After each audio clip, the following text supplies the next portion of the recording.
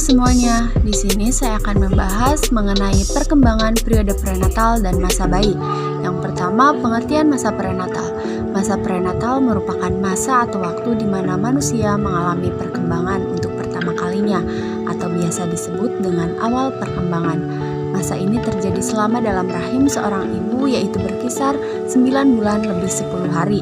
Ini merupakan perkiraan rata-rata yang sering dialami oleh sebagian besar perkembangan manusia di dalam rahim, meskipun terkadang sering juga ditemukan usia janin yang kurang dari usia tersebut yang biasa disebut dalam ilmu kedokteran sebagai janin prematur atau waktu yang semestinya bayi belum bisa lahir. Selanjutnya yaitu tahap perkembangan prenatal. Menurut Pamilo 2006, perkembangan prenatal ditinjau dari segi fisik dibagi menjadi 3 fase, yakni yang pertama yaitu periode germinal. Periode ini berlangsung sejak ovum dibuahi hingga 10-14 hari. Periode ini meliputi terjadinya zigot yang dilanjutkan dengan pembelahan sel dan terjadilah implication. Implication ialah menempelnya zigot pada dinding uterus yang berlangsung sekitar 10 hari setelah pembuahan. 1 minggu setelah pembuahan, zigot melakukan pembelahan sel yang telah dimulai ketika lapisan dalam dan lapisan luar organisme terbentuk. Pada lapisan dalam sel akan berkembang terus menjadi embrio. Lapisan luar akan berkembang menjadi lasenta atau ari-ari yang menjadi pelindung embrio, tali pusar dan amnion yang menyediakan gizi bagi embrio. Periode zigot sering juga disebut sebagai periode konsep. Yang kedua yaitu periode embrio, suatu periode kehamilan dengan rentang usia antara akhir minggu kedua sampai dengan akhir minggu ke-8. Ditandai dengan perkembangan yang pesat pada organ tubuh, sistem pernapasan, pencernaan, dan saraf.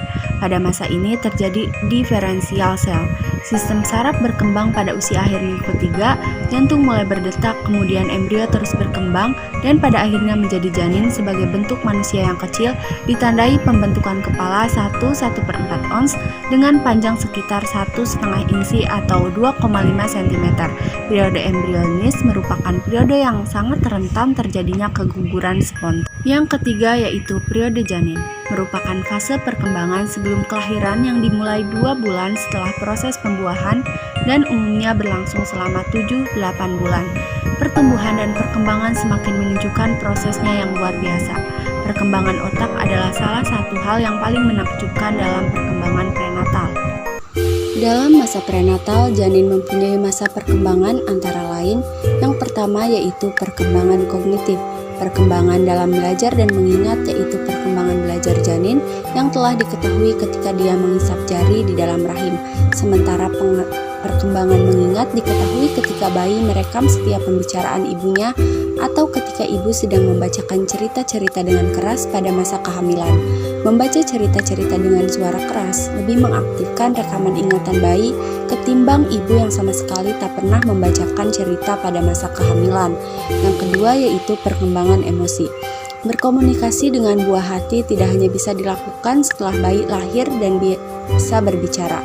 Namun sebetulnya komunikasi antara ibu dan janin, lingkungan dengan janin sudah dimulai tercipta sejak dalam kandungan. Tanpa banyak disadari, ibu dan janin sudah memiliki hubungan emosional yang sangat kuat. Biasanya dimulai sejak usia kehamilan 6 bulan, janin sudah biasa merasakan emosi ibunya, baik saat senang atau sedih melalui hormon ibu yang disalurkan ke dalam tubuh janin.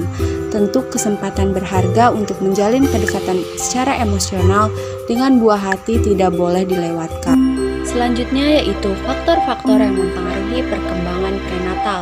Yang pertama ada faktor teratogen, unsur yang menyebabkan adanya kelainan pada kelahiran akibat dari proses kehamilan yang tidak optimal.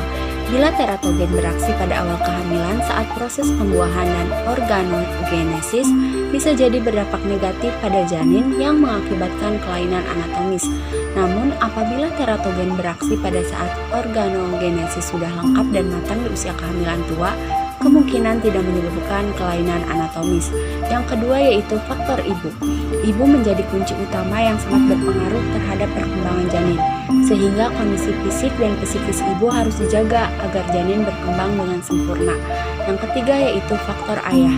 Ayah juga berperan penting dalam perkembangan optimal janin. Perhatian dan kasih sayang seorang ayah kepada ibu akan membuat emosi ibu akan stabil, tenang, dan bahagia. Dan yang terakhir yaitu faktor lingkungan. Polusi dan bahan-bahan beracun yang semakin banyak di suatu lingkungan dapat membahayakan kondisi janin dalam kandungan dan berakibat keterbelakangan mental pada anak. Adapun tahapan kelahiran dan masa bayi. Tahap pertama, terjadi kontraksi peranakan yang berlangsung 15 hingga 20 menit pada permulaan dan berakhir hingga 1 menit. Kontraksi ini menyebabkan leher rahim terentang dan terbuka. Ketika tahap pertama berlangsung, kontraksi semakin sering, yang terjadi setiap 2 hingga 5 menit. Pada akhir tahap pertama kelahiran, kontraksi memperlebar leher rahim hingga terbuka sekitar 4 inci sehingga bayi dapat bergerak dari peranakan ke seluruh kelahiran. Tahap kedua dimulai ketika kepala bayi bergerak melalui leher rahim dan saluran kelahiran. Tahap ini berakhir ketika bayi benar-benar keluar dari tubuh ibu. Tahap ini berlangsung kira-kira 1,5 jam. Pada setiap kontraksi, ibu mengalami kesakitan untuk mendorong bayi keluar dari tubuhnya. Pada waktu kepala bayi keluar dari tubuh ibu, kontraksi terjadi hampir setiap menit dan berlangsung kira-kira 1 menit. Tahap ketiga, pada tahap ini yaitu tahap setelah bayi lahir. Pada waktu ini ari-ari, tali pusar, dan selaput-selaput lain dilepaskan. Tahap akhir inilah yang paling pendek, berlangsung hanya beberapa menit saja. Selanjutnya masa bayi. Perkembangan masa bayi menurut Profesor Constant menyebut masa ini dengan periode vital. Kata vital diartikan penting, jadi masa bayi dianggapnya sebagai masa perkembangan yang sangat penting. Anak mengalami perubahan yang pesat dalam perkembangan jasmani dan rohaninya.